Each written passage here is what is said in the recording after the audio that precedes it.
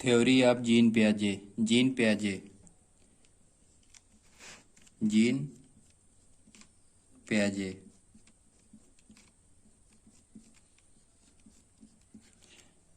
Gene पियाजे Switzerland के एक मनोवैज्ञानिक हैं। जीन पियाजे। जीन पियाजे वाज अ जीन पियाजे was a Swiss psychologist. Switzerland के एक मनोवैज्ञानिक हैं।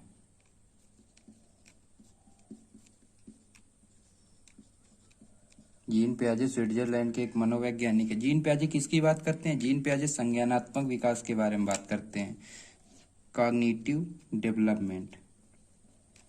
Cognitive development. जीन पियाजे संज्ञानात्मक विकास के बारे में बात करते हैं। Cognitive development. संज्ञान क्या है? What is cognition? कॉग्निशन हमारा संबंधित है हमारी मेंटल स्किल से, मानसिक क्षमताओं से। कॉग्निशन हमारा संबंधित हमारी मेंटल स्किल से, मानसिक क्षमताओं से। इसमें उन सभी चीज़ों को इंक्लूड किया जाता है जिनसे हम चीज़ों को जान सकते हैं या अपने नॉलेज को कंस्ट्रक्ट कर सकते हैं। द वे यू नो, इसी को बोल सकते हैं the way you know. The way you know, ये द प्रोसेस ऑफ, अथवा बोल सकते हैं इसे the process of knowing. The process of knowing.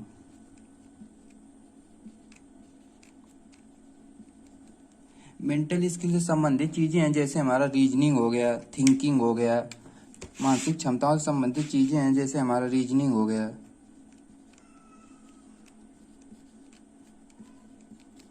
Thinking हो गया, इमेजिनेशन हो गया,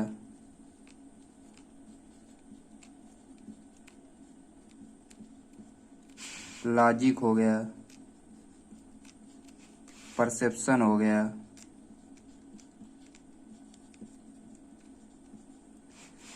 लैंग्वेज डेवलपमेंट हो गया, प्रॉब्लम सॉल्विंग हो गया। ये सभी चीज़ें हमारी संबंधित है मानसिक क्षमताओं से, मेंटल स्किल से। प्रॉब्लम सॉल्विंग हो गया,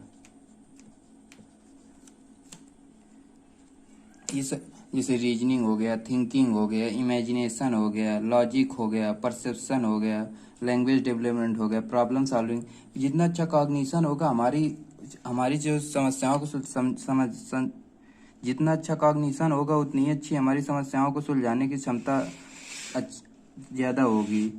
कॉग्निशन बेस्ड है हमारा मेंटल स्किल से। जैसे हमारा जीन पियाजे किसकी बात करते हैं? जीन पियाजे संज्ञानात्मक विकास के बारे में बात करते हैं। कॉग्निटिव डेवलपमेंट, संज्ञानात्मक विकास। जीन पियाजे किसकी बात करते हैं? संज्ञानात्मक विकास, कॉग्निटिव डेवलपमेंट। जीन पियाजे स्विट्जरलैंड के मनोवैज्ञानिक। जीन पियाजे was a Swiss psychologist. Jean पियाजे का जन्म हुआ था 1896 में। जीन पियाजे का जो जन्म हुआ था 1896 में जीन पियाजे का जन्म हुआ था। मानसिक क्षमताओं से संबंधित वे सभी चीज़ें हैं जिनके थ्रू हम चीज़ों को जान सकते हैं या अपने नॉलेज को कंस्ट्रक्ट कर सकते हैं। इसको बोल सकते हैं द वे यू नो, ये बोल सकते हैं the process of knowing. Mental इसकी मानसिक क्षमताओं से संबंधित चीज़ें हैं जैसे रीजनिंग हो गया, थिंकिंग हो गया, इमेजिनेशन हो गया, लॉजिक हो गया, परसेप्शन हो गया, लैंग्वेज डेवलपमेंट हो गया, प्रॉब्लम सॉल्विंग हो गया। ये सभी बेस्ड हैं हमारी मानसिक क्षमताओं से संबंधित चीज़ें हैं। आगे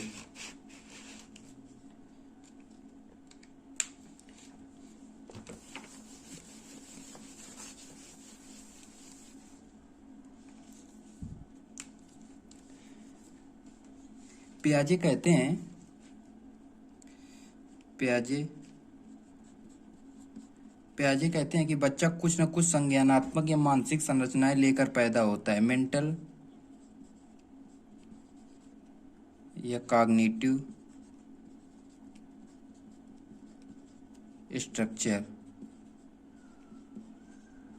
बच्चा कुछ न कुछ मानसिक या संज्ञानात्मक संरचनाएं लेकर पैदा होता है जो धीरे धीरे डेवलप होती रहती हैं, जिनकी जो मैक्सिमम पीक पॉइंट है, मैक्सिमम जो ग्रोथ है वो 14 से 15 की एज तक हो जाती हैं। जिन्हें जीन पियाजे ने अपनी 4 स्टेज में बताया है।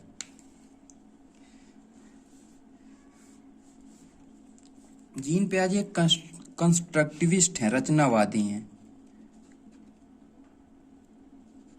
कंस्ट्रक्टिविस्ट हैं।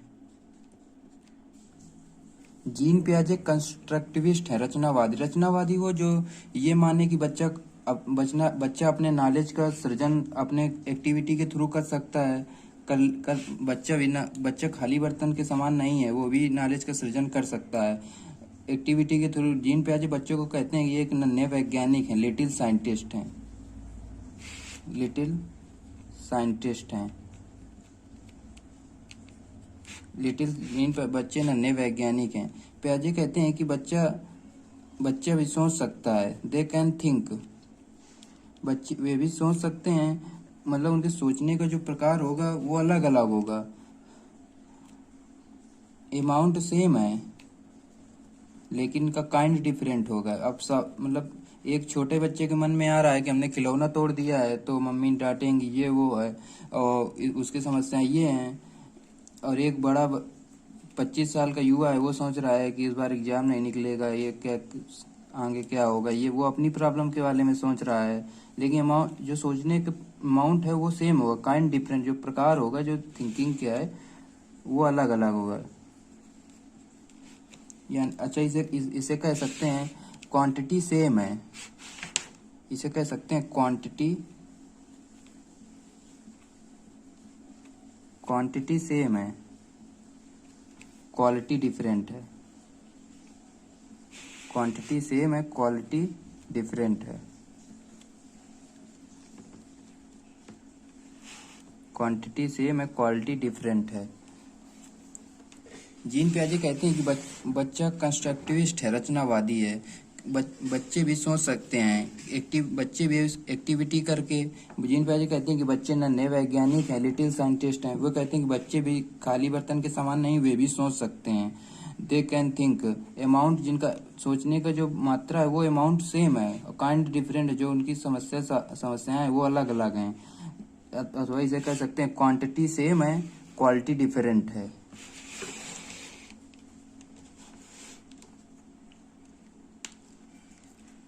जीन पियाजे अपनी थ्योरी में 4 फैक्टर या 4 एलिमेंट दिए हैं। 4 फैक्टर।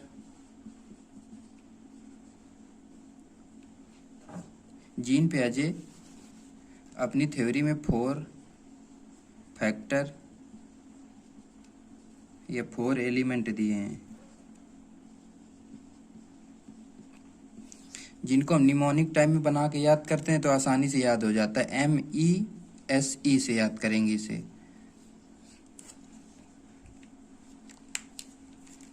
निमोनिक का मतलब होता है किसी भी चीज को याद करने का उसका छोटा रूप, वही उसी को निमोनिक बोल देते हैं।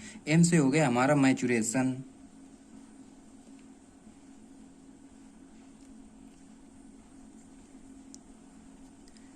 M से हो गया हमारा मैचुरेशन। E से हो गया हमारा एक्सपीरियंस।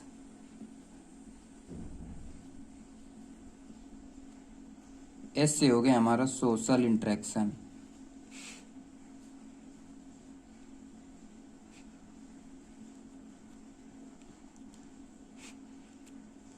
E से हो गया हमारा इक्विलिब्रेशन।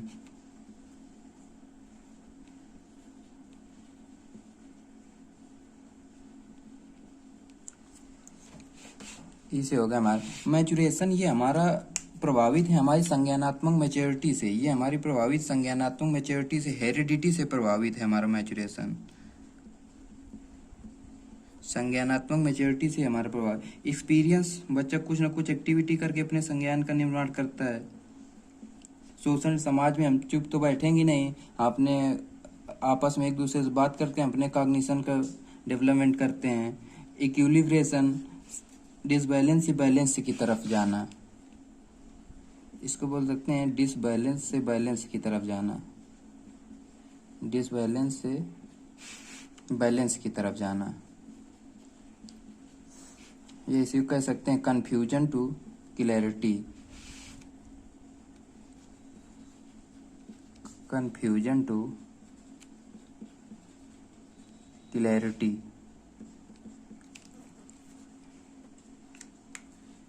जीन पियाजे अपनी थ्योरी में 4 फैक्टर या 4 एलिमेंट दिए हैं, 4 तत्व जिन्हें निमोनिक टाइम में याद करते हैं MESE से। M से हो गया हमारा मैचुरेशन, E से हो गया हमारा एक्सपीरियंस, S से हो गया हमारा सोशल इंटरेक्शन, E से हो गया हमारा इक्विलिब्रेशन।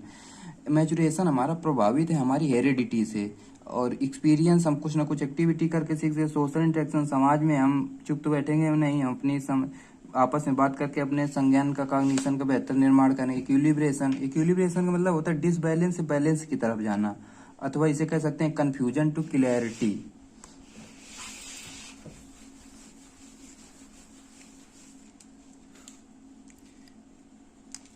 जीन पियाजे की थ्योरी में, जीन पियाजे अपनी थ्योरी में दो प्रकार बताते हैं, 2 टाइप्स।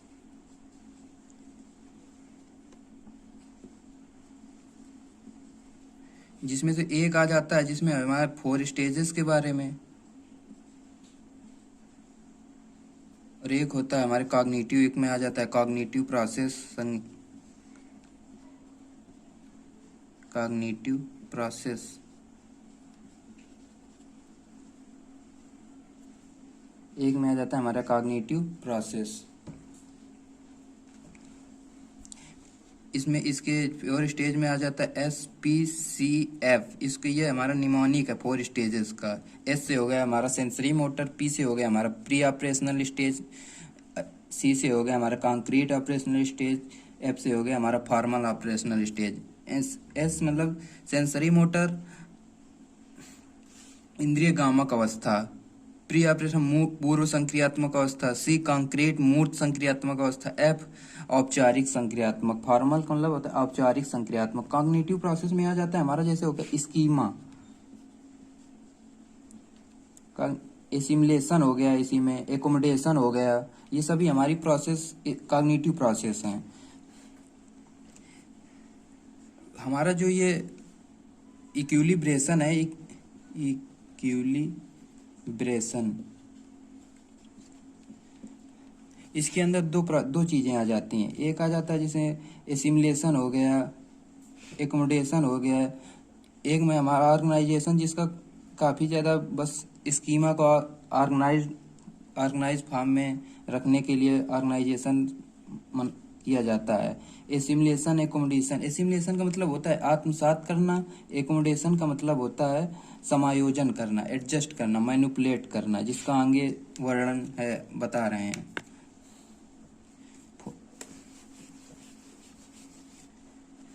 ये सभी चीजें एक दूसरे से इंटरलिंक हैं। जैसे हो गया हमारा एसिमुलेशन की बात हो रही,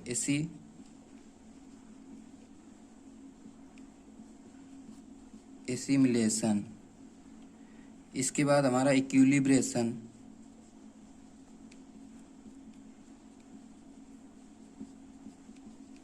इसके बाद है हमारा न्यू सिचुएशन,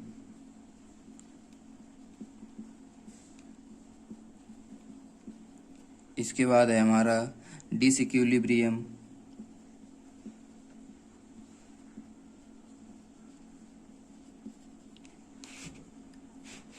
इसके बाद है हमारा एकोमोडेशन।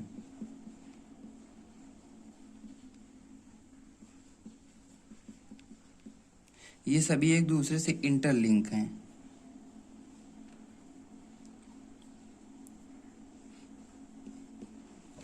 एसिमुलेशन का मतलब होता है आत्मसात करना, जो हमारा प्रीवियस नॉलेज है एग्जिस्टिंग स्कीमा में किसी न्यू इन्फॉर्मेशन को ऐड करना। एसिमुलेशन का मतलब होता है आत्मसात करना, आत्मसात करना, प्रीवियस नॉलेज में कुछ इन्फॉर्मेशन ऐड ऑन करना, प्रीवियस एग्जिस्टिंग स्कीमा कुछ न्यू इन्फॉर्मेशन को ऐड करना। इक्विलिब्रेशन, एकोमोडेशन का जो हमारी ये डिसबैलेंस से बैलेंस की जो प्रोसेस है, इसको एकोमोडेशन का मतलब होता है समायोजन करना, समायोजन करना, यानी कि एडजस्ट करना, मॉडिफाई करना या मैनिपुलेट करना। एडजस्ट करना इसे बोल सकते हैं, मॉडिफाई करना, मैनिपुलेट करना है, मैनिपुलेट करना। एसिमुलेशन का मतलब होता है, इसका एक एग्जांपल है, जैसे एसिमुलेशन हमने कुछ एग्जिस्टिंग प्रीवियस नॉलेज में कुछ न्यू इन्फॉर्मेशन, जैसे हमने 3 एक एग्जांपल है, जैसे हमने 3 कैट 2-4 कैट देखी, हमने सोचा ये भी कैट है, वो भी, ये भी कैट है, ये वाली भी कैट है। तो हमारा जो इक्विलिब्रेशन का मतलब होता है, जो बाहर है, जो हमारे माइंड के अंदर दोनों अगर सेम है तो हम बैलेंस में हैं, इक्विलिब्रेशन है, बैलेंस में है। उसके बाद न्यू सिचुएशन, अगर हमने कैट देखी है कि ये 3 कैट देखी थी, ये भी कैट है, ये भी कैट है। उसके बाद हमें एक डॉग दिख गया, तो हमने भी उसको भी सोचा कि ये भी कैट है, इसके भी चार चार पैर हैं, ये 4 पैर हैं, ये भी वैसे सेम उसी तरह दिख रही है। तो उसको भी हमारा जो स्कीमा है उसको भी वही सोच रहा है कि ये भी कैट है। पर जो एक बगल में आदमी है वो कह रहा नहीं, ये कैट कैट नहीं है, ये डॉग नहीं है, ये कैट है। तो जो हमारा प्रीवियस नॉलेज है, तो हम कुत्ता भौंकने लगा तो हमारा तुरंत दिमाग क्या, नहीं कैट ऐसे नहीं करती थी, तो हम तुरंत डिसइक्विलिब्रियम में चले जाएंगे। उसकी जो प्रोसेस है, एग्जिस्टिंग जो पहले न्यू इन्फॉर्मेशन को ऐड किया, उसको जो सही करने की जो प्रोसेस है वो हमारी एकोमोडेशन है, समायोजन करने की प्रोसेस। जीन पियाजे ने अपनी 4 स्टेजेस के बारे में बताते हैं। 4 स्टेज।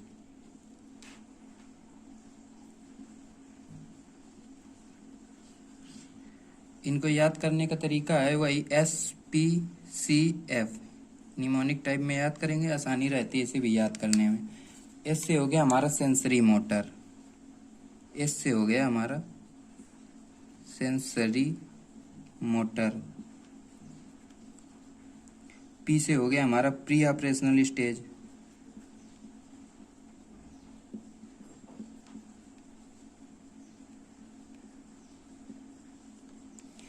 सी से हो गया हमारा concrete operational stage,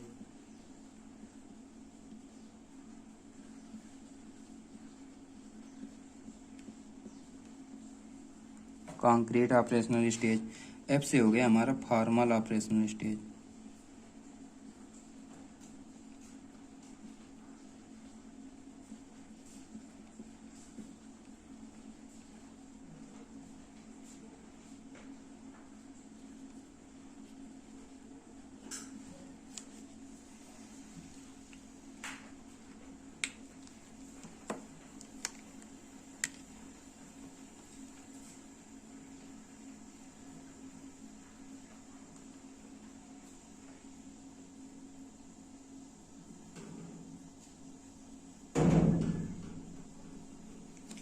sensory mode, ये जीन पियाजे 4 स्टेज के बारे में बताते हैं, जिन्हें कहते हैं एस, जिन्हें निमोनिक टाइम में याद करेंगे SPCF। एस से हो गया सेंसरी मोटर, पी से हो गया pre operational stage, F C से हो गया कंक्रीट ऑपरेशनल स्टेज, एफ से हो गया formal operational stage. Sensory motor इसको कह सकते हैं इंद्रिय गामक अवस्था, प्री ऑपरेशनल स्टेज पूर्व संक्रियात्मक अवस्था, कंक्रीट ऑपरेशनल स्टेज मूर्त संक्रियात्मक अवस्था, फॉर्मल ऑपरेशनल स्टेज औपचारिक संक्रियात्मक। सेंसरी मोटर, इसका जो काल होता है 0 से 2 ईयर तक होता है।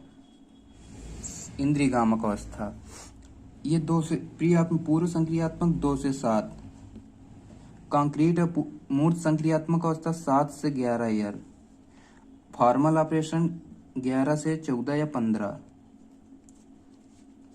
11 से 14 या 15।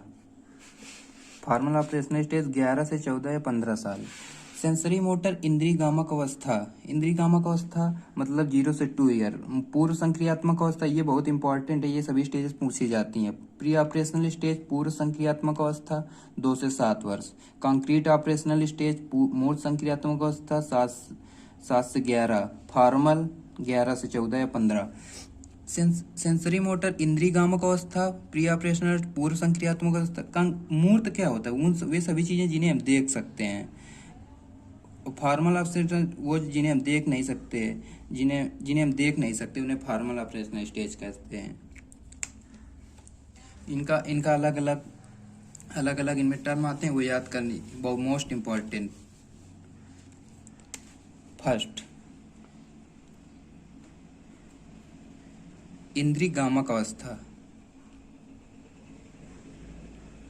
इंद्रिय गामक सेंसरी मोटर, इंद्रिय गामक अवस्था।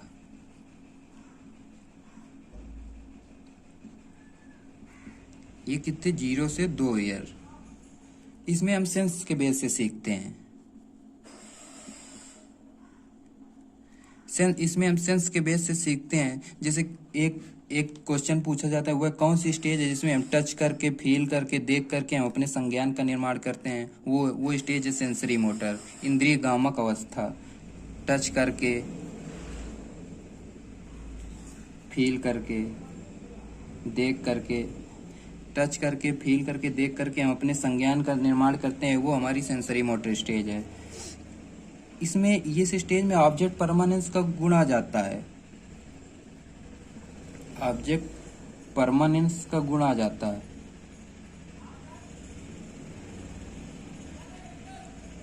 इसमें बच्चा गोल डायरेक्टेड बिहेवियर, दिशा निर्देशित व्यवहार करता है। जैसे बच्चा नहीं होता, उधर वो चीज पड़ी उस तरफ चला जाएगा, एक चीज तुम जैसे लिए उधर फेंक दो तो वो उस तरफ, उसका मतलब गोल डायरेक्टेड बिहेवियर, दिशा निर्देशित व्यवहार।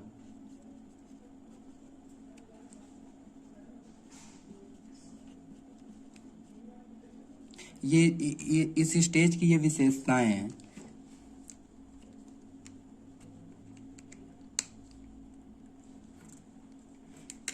एक एक इसमें वर्ड यूज होता है डेफर्ड इमिटेशन। वो मतलब डेफर्ड मतलब वो नहीं, जैसे कोई देख रहा है कि पापा सेव कर रहे हैं, कुछ देर उतनी ही टाइम नहीं, शायद कुछ देर कभी बाद में शायद वो भी उसी तरह करने का प्रयास करे।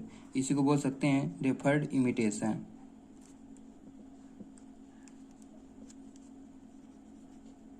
डेफर्ड इमिटेशन उसी तरह नकल करने का प्रयास करता है, तुरंत नहीं, बाद में। ये हमारी इंद्रिय गामक अवस्था सेंसरी मोटर हो गया। इंद्रिय गामक अवस्था, ये स्टेजेस बहुत मोस्ट इम्पॉर्टेंट है। इसमें पूछ लेगा वो कौन सी अवस्था है जिसमें बच्चा टच करके, फील करके, देख करके अपने संज्ञान का निर्माण करता है। एक क्वेश्चन यही बन जाता है। इंद्रिय गामक अवस्था हो गई। अब आगे वो दूसरी स्टेज कौन सी है? Pre operational stage. Pre operational stage, pre operational stage, पूर्व संक्रियात्मक अवस्था। ये होती है 2 से 7 वर्ष। इसमें बच्चा सेल्फ सेंटर्ड होता है। सेल्फ सेंटर्ड, इसमें बच्चा खुद को, अपने आप को दुनिया का सेंटर मानता है। वो सोचता है कि जो चीज़ पापा को अच्छी लगती है वो हमें भी अच्छी लगती है। मतलब जो वो सोच रहा है, जैसे चॉकलेट तुम्हें पसंद है उसे पसंद है, वो सोच रहा है आपको भी वही चीज़ पसंद है। मतलब सेल्फ सेंटर्ड होता है।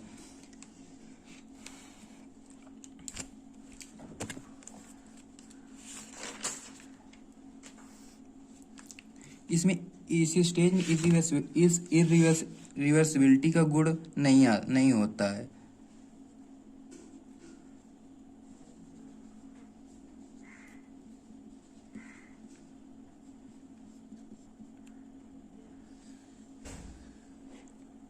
मतलब इसमें इसको बोल सकते हैं सेंट्रेशन का गुण होता है। सेंट्रेशन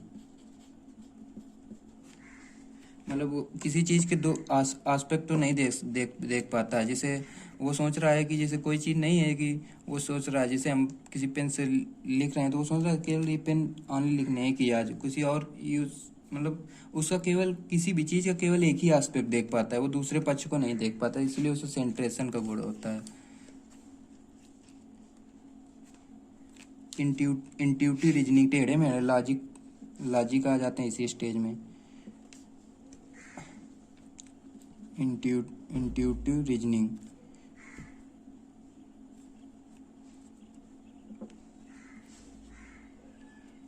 intuitive reasoning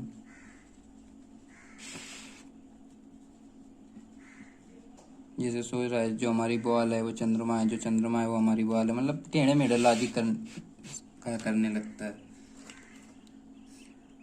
pre operational stage, पूर्व संक्रियात्मक अवस्था।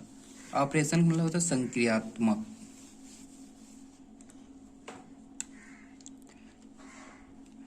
इसके बाद तीसरी स्टेज आ जाती है concrete operational stage. Concrete operational stage, concrete operational stage,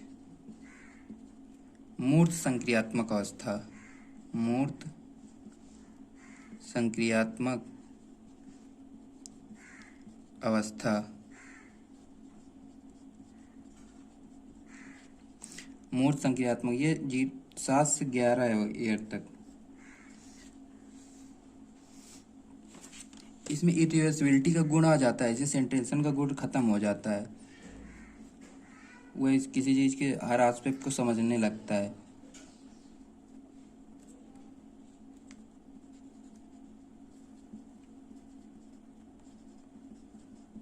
irreversibility का गुण आ जाता है, सेंटेंशन का गुण खत्म हो जाता है।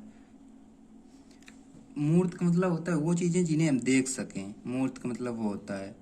इसमें एक वर्ड आ जाता है, इसमें एनिमिज्म का गुण होता है, जैसे किसी चीज को नहीं, जैसे बच्चा होता है, आप रोने लगता है, जैसे किसी चीज को, निर्जीव वस्तु को सजीव समझने लगता है, जैसे उसको मार दो तो वो चुप हो जाता है, मतलब एनिमिज्म का गुण होता है, निर्जीव चीज को सजीव समझना।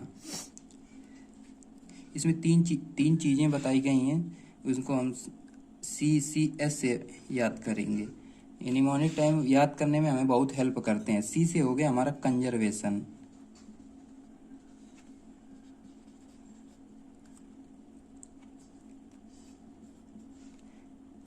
एस से हो गया हमारा क्लासिफिकेशन,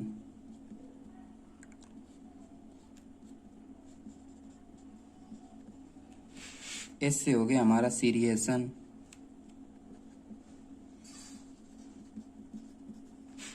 कंजर्वेशन का मतलब होता है संरक्षण, क्लासिफिकेशन का मतलब होता है वर्गीकरण, सीरिएशन का मतलब होता है ऑर्डर या क्रम।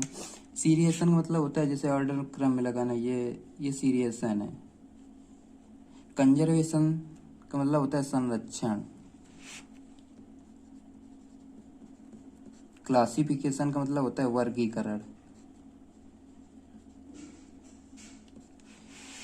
कंजर्वेशन मतलब संरक्षण मतलब होता है, जैसे आप 1-2 लीटर की बोतल है, एक एक एक एक 8 लीटर की है, आप वो सोच रहे मतलब उसके क्लासी कंजर्वेशन संरक्षण का गुण आ जाता है, जैसे उस 1 लीटर पानी उसमें भी है, 2 लीटर वाले में भी, और एक 8 लीटर वाले में भी है, तो वो समझने लगता है कि मतलब 1 लीटर पानी इसमें भी है, 1 लीटर पानी इसमें भी है। मतलब उसके ये नहीं है कि पात्र बड़ा है तो उसमें पानी कम है तो पानी कम कम लग रहा हो, मतलब जैसे 8 लीटर का है उसमें 1 लीटर पानी लगे तो मतलब थोड़ी सी जगह घेरेगा, थोड़े आ जाएगा, और 1 लीटर वाला और 2 लीटर वाले में 1 लीटर ऊपर तक दिखेगा, तो उसमें ये नहीं, वो समझ जाता है कि 1 लीटर पानी इसमें भी है। क्लासिफिकेशन, क्लासिफिकेशन का मतलब होता है वर्गीकरण, चीज़ों को जैसे ये जैसे ट्रेंगल के अलग अलग कर दिया, ये स्क्वायर को अलग अलग कर दिया, ये वर्गीकरण हो जाता है। सीरिएशन का मतलब होता है ऑर्डर या क्रम में।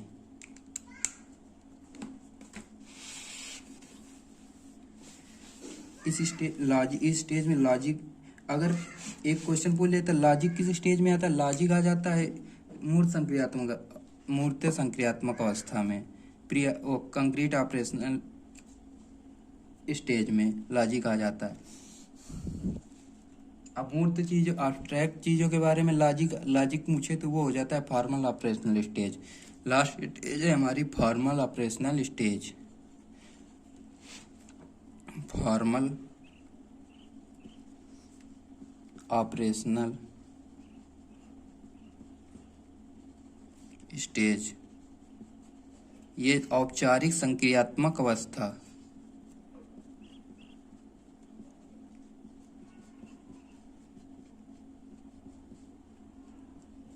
औपचारिक संक्रियात्मक अवस्था, इसी को अमूर्त संक्रियात्मक अवस्था, इन चीज़ों को हम देख नहीं सकते हैं। लॉजिक आ जाता है, लॉजिक अबाउट कॉन्क्रीट थिंग, नहीं लॉजिक अबाउट एब्स्ट्रैक्ट थिंग,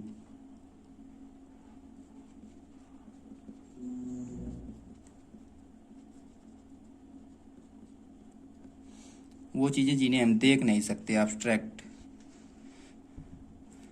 इसमें इसमें हाइपोथेटिको डिडक्टिव रीजनिंग आ जाती है।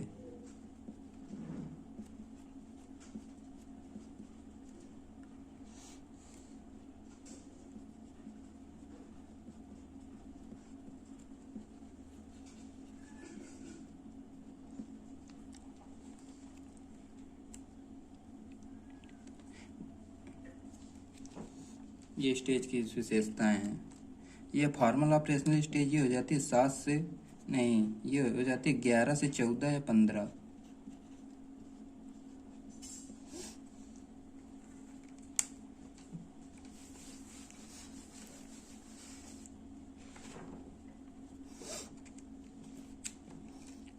क्वेश्चन किसी